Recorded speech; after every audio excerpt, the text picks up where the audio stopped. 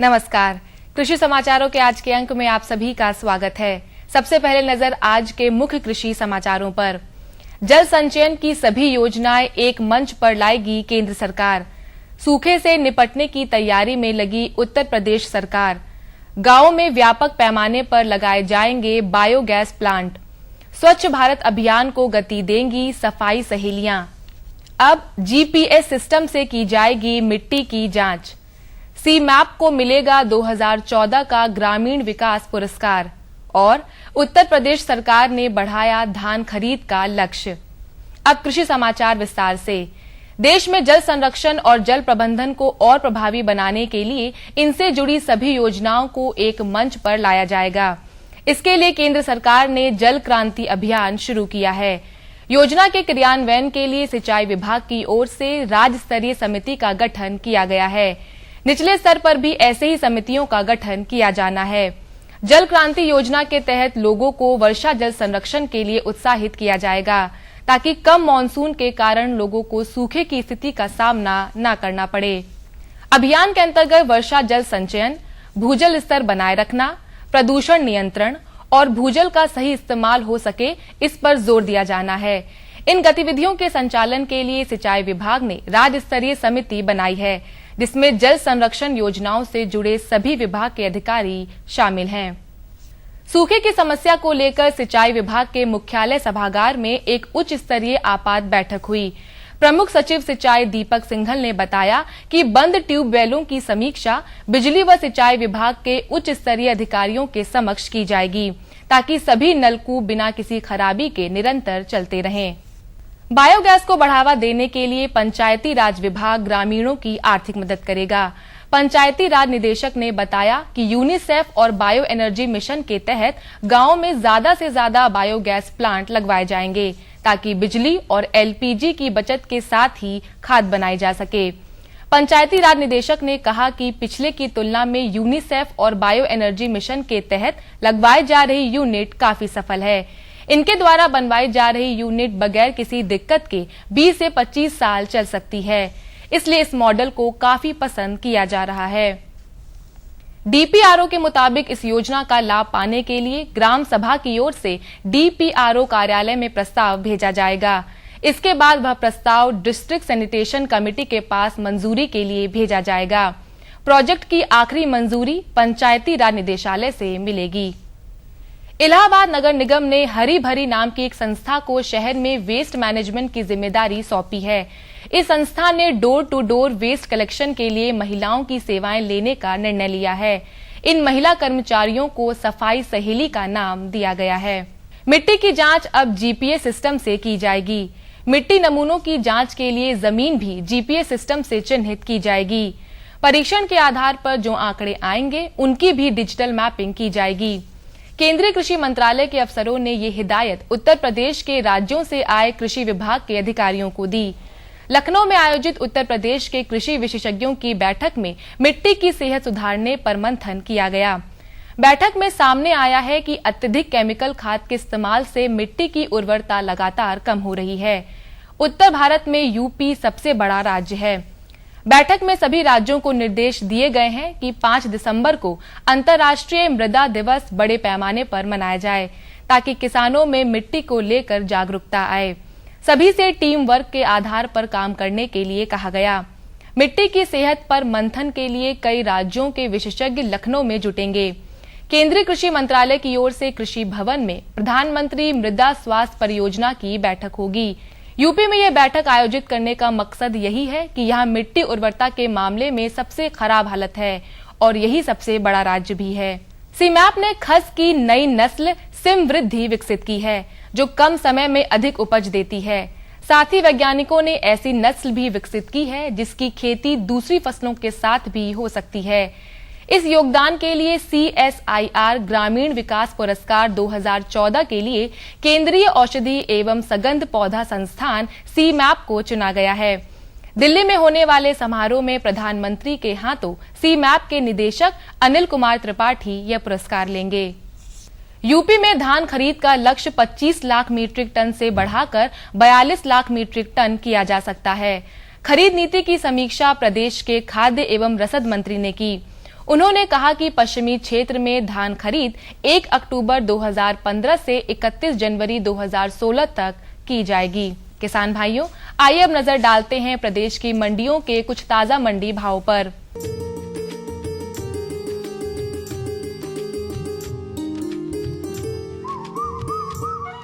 धान लखनऊ की मंडी में 1480 रुपए, सीतापुर की मंडी में 1340 रुपए, रायबरेली की मंडी में 1475 रुपए, हरदोई की मंडी में 1485 रुपए और फैजाबाद की मंडी में 1425 रुपए प्रति क्विंटल रहा।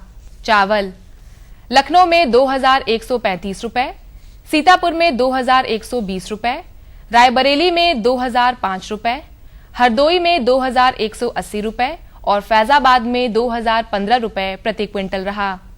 गेहूं लखनऊ में 1480 रुपए, सीतापुर में 1475 रुपए, रायबरेली में 1460 रुपए, हरदोई में 1470 रुपए और फैजाबाद में 1485 रुपए प्रति क्विंटल रहा। मसूर लखनऊ में 6210 रुपए, सीतापुर में 6125 रुपए, हरदोई में 5940 रुपए और फैजाबाद में 6080 रुपए प्रति क्विंटल रहा। गुड़ लखनऊ में 3105 रुपए, सीतापुर में 3010 रुपए, रायबरेली में 3000 रुपए, हरदोई में 2970 रुपए और फैजाबाद में 3040 रुपए प्रति क्विंटल रहा। आलू लखनऊ में 635 रुपए, सीतापुर में 690 रुपए, रायबरेली में 685 रुपए, हरदोई में 645 रुपए और फैजाबाद में 705 रुपए प्रति क्विंटल रहा। टमाटर लखनऊ में 1635 रुपए, सीतापुर में 1505 रुपए, रायबरेली में 1480 रुपए, हरदोई में 1475 रुपए और फैजाबाद में 1405 रुपए प्रति क्विंटल रहा। बैंगन लखनऊ में 905 रुपए, रायबरेली में 790 रुपए और फैजाबाद में 915 रुपए प्रति क्विंटल रहा।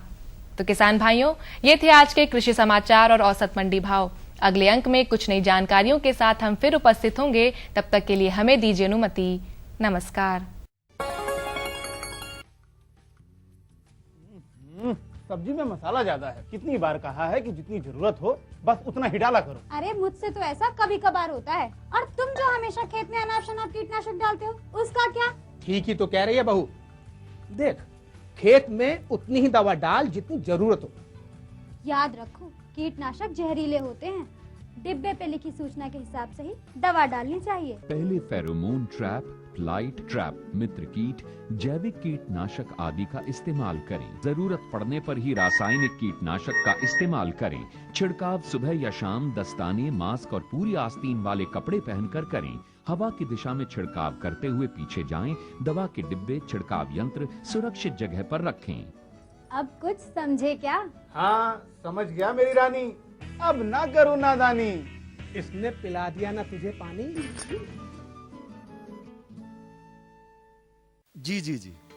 किससे बात कर रहे थे इतना हंस हंस कर? किसान कॉल सेंटर में विशेषज्ञ से खेती के बारे में सलाह ले रहा था। सुबह भी, रात को भी? किसान कॉल सेंटर सुबह 6 बजे से रात को 10 बजे तक खुलता है। रविवार को भी? साल के 365 दिन खुलता है। पर तुम ये सब क्यों पूछ रही हो? मैं तो कुछ और ही समझी थी। कृषि संबंधी समस्याओं का अपनी भाषा में तुरंत समाधान पाने के लिए पूरे भारत में किसी भी फोन से राष्ट्रीय हेल्पलाइन नंबर 1800-180-1551 पर संपर्क करें। अरे सुन तो। मुझे क्या सुनाना चाहते हो? जो सुनाओ मेरी सौतन को। किसको? अरे वही तुम्हारा मोबाइल फोन जिससे सुबह शाम दिन रात चिपके रहते थे और कहते थे किसान कॉल सेंटर से बातें हो रही हैं। अच्छा, ये बात है। हाँ, क्यों? क्या हुआ? अब बात नहीं होती क्या? अब तो झट से बात हो जाती है। ऐसा क्या? हाँ, अब तो ज्यादा लाइनें और खास तकनीक के कारण खेती के माहिरों से तुरंत बात हो जाती है। और अगर कभी लाइन व्यस्त हो तो अपनी समस्या फोन पर रिकॉर्ड करा दो, वहाँ से फोन आ जाता है और समस्या की हल का मैसेज भी आ जाता है। ये देखो, आ गया। अरे वाह, इसका मतलब इंतजार की घड़ी अब खत्म। हाँ, तभी मैं सोचूं कि आजकल मुझ पर इतना प्यार क्यों आ रहा है। कृषि संबंधी समस्याओं का अपनी भाषा में तुरंत हल पाने के लिए पूरे भारत में किसी भी फोन से हेल्पलाइन नंबर पर संपर्क करें। किसानों का दोस्त किसान कॉल सेंटर।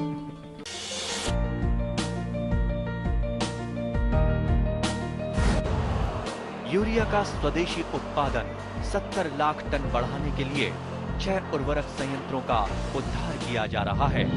FCIL के गोरखपुर, सिंदरी, तलचर और रामागुंडम संयंत्र, HFCL की बरौनी इकाई और BVFCL की नामरू फोर्थ। सोने पर सुहागा ये है कि देश में अब बनेगा सिर्फ नीम लेपित यूरिया, क्योंकि इससे होगा किसानों का फायदा ही फायदा। अनाज का उत्पादन 10% तक बढ़ेगा। बढ़ेगी 10 से 15% नाइट्रोजन क्षमता।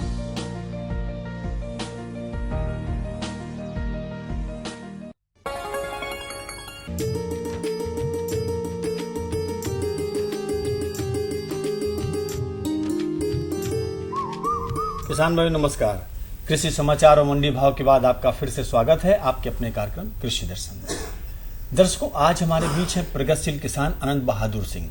ये सिर्फ एक नाम है उन किसानों में से एक जो चट्टान की तरह अडिग हैं अपने उस लक्ष्य को पाने के लिए जो हमारा पेट भरते हैं। चाहे परिस्थितियां कितनी भी प्रतिकूल हों, चाहे पानी बरसे, ओला बरसे या कुछ भी नुकसान हो, मगर हमारे किसान अदम्य साहस से बीच का रास्ता निकाल करके आगे बढ़ ही जाते हैं। आज हम स्वागत करना चाहते हैं अनंत जी का, जो एक प्रगतिशील किसान है। अनंत जी, आपका बहुत बहुत स्वागत हमारे कार्यक्रम कृषि दर्शन में।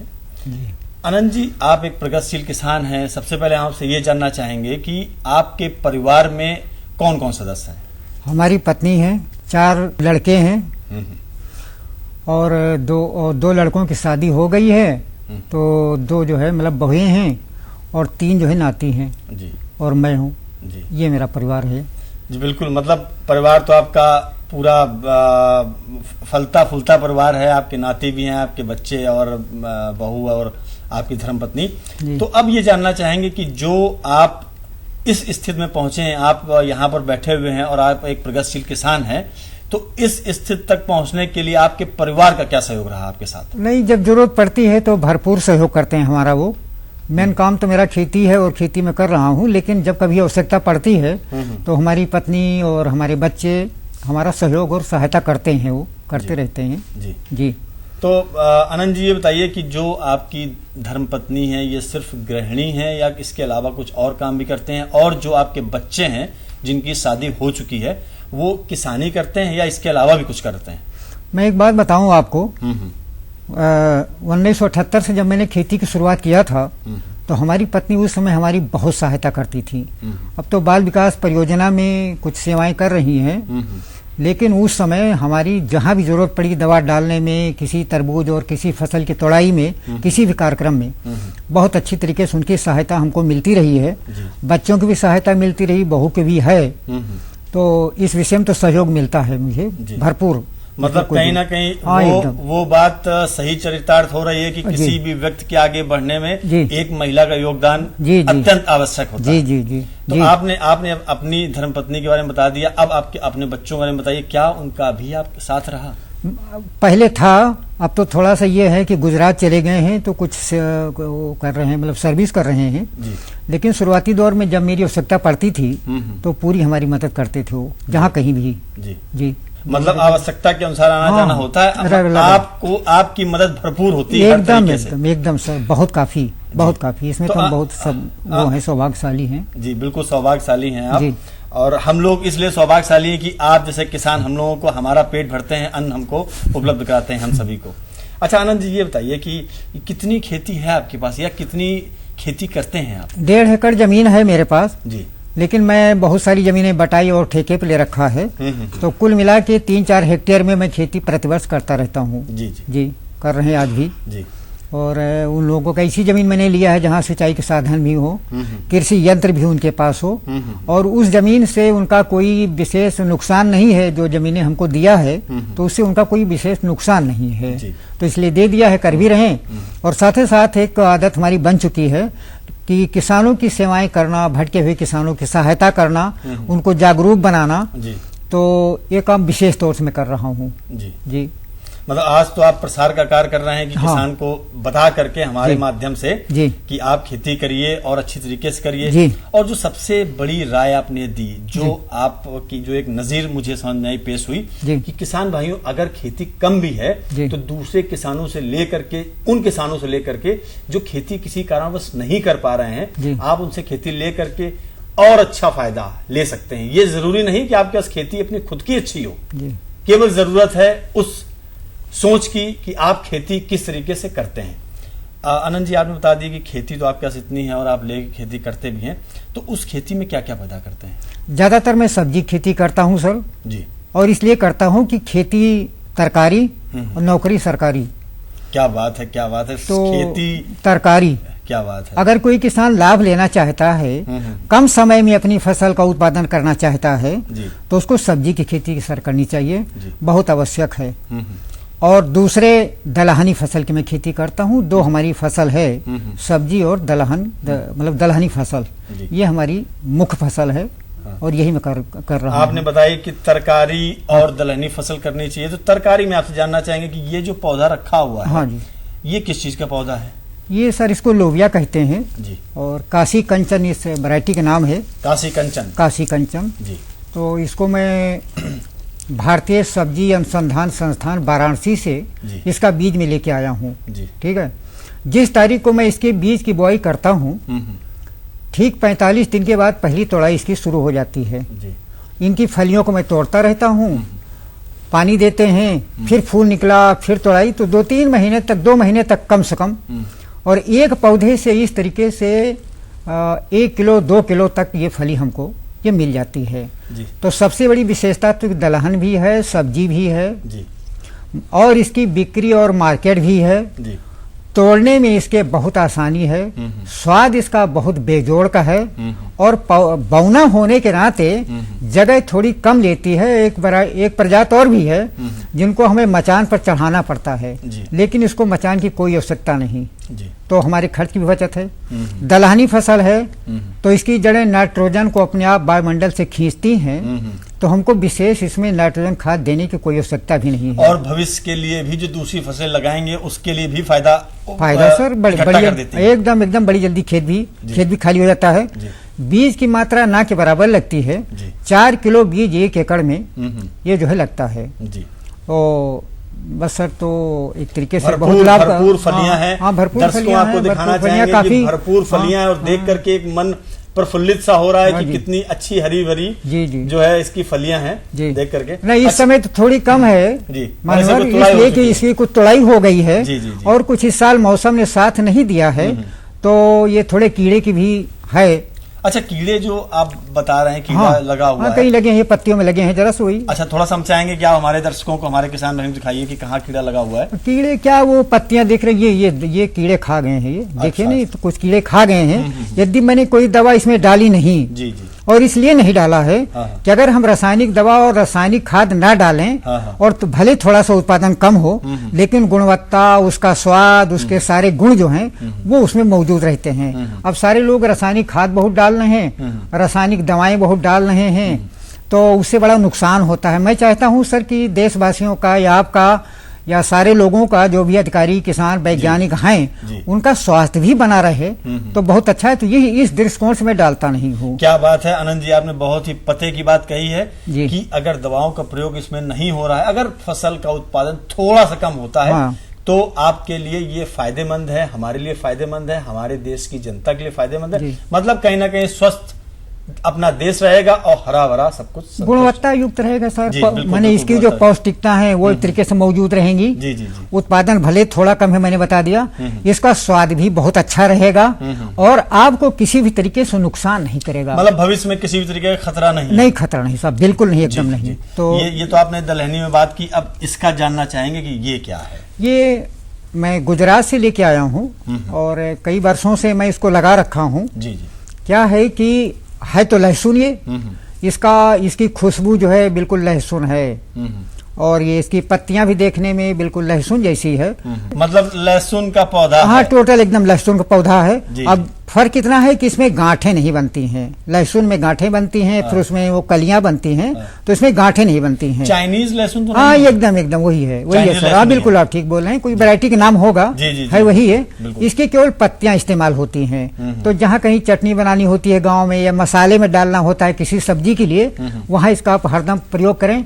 और ये 12 महीने इस तरीके से हरा ही रहेगा। पूरे वर्ष 12 महीने पूरे वर्ष ये बिल्कुल हरा ही रहेगा। और जब कभी इसको ट्रांसफर करना है, लगाना है, तो इसको आपने तोड़ा और तोड़ के फिर इसको लगा दिया। पत्ती को तोड़ के आप खा रहे हैं, जगह जगह प्रयोग कर रहे हैं, सब्जी में प्रयोग कर रहे हैं, मसाले में प्रयोग कर रहे हैं, चटनी में प्रयोग कर रहे हैं। जहाँ कहीं भी लहसुन का प्रयोग इस्तेमाल होता है, वहाँ इसको आप लगाएं। मतलब ये जो लहसुन है, अमूमन क्या होता है कि जो लहसुन हम लोग प्रयोग करते हैं उसकी गांठ को प्रयोग करते हैं। गांठ का प्रयोग करते हैं। प्रयोग करने के बाद में आपका वो पौधा पूरी तरीके से खत्म हो गया। जी जी। अब इसमें कुछ फायदा, उसमें फायदा भविष्य में ये नजर आ रहा है कि आपका पौधा बिल्कुल वैसे लगा हुआ है और ऊपर की पत्तियां आप प्रयोग कर रहे हैं, और उसके बाद फिर पत्तियां बढ़ जाएंगी और आप फिर प्रयोग कर सकते हैं लगातार। जी जी जी जी। हाँ, और 12 महीने सबसे बड़ी विशेषता कि 12 महीने इसका प्रयोग है। लहसुन तो 1-2 महीने 3 महीने मिलता है, फिर उसकी वही जवा को आप खाते रहे, कंद को, लेकिन ये पत्ती के रूप में पूरे वर्ष आप खाते रहें। हरा ही रहेगा, खाद डालने की कोई जरूरत नहीं, कीड़ा बीमारी बिल्कुल आता नहीं है, एकदम नहीं सर। बहुत ही अच्छा, बहुत ही अच्छा। आनंद जी, आपने बहुत ही महत्वपूर्ण जानकारी दी, इसके लिए बहुत बहुत धन्यवाद। किसान भाइयों, अगर आपको अच्छी खेती करनी है तो जैसा कि आनंद जी ने बताया, आप उन पद्धतियों को अपनाइए। भले ही आपका उत्पादन उतना ज्यादा ना हो, लेकिन दवाओं का प्रयोग कोशिश करके ये देखिए कि कम हो, जिससे कि आगे भविष्य में नुकसान नहीं होगा।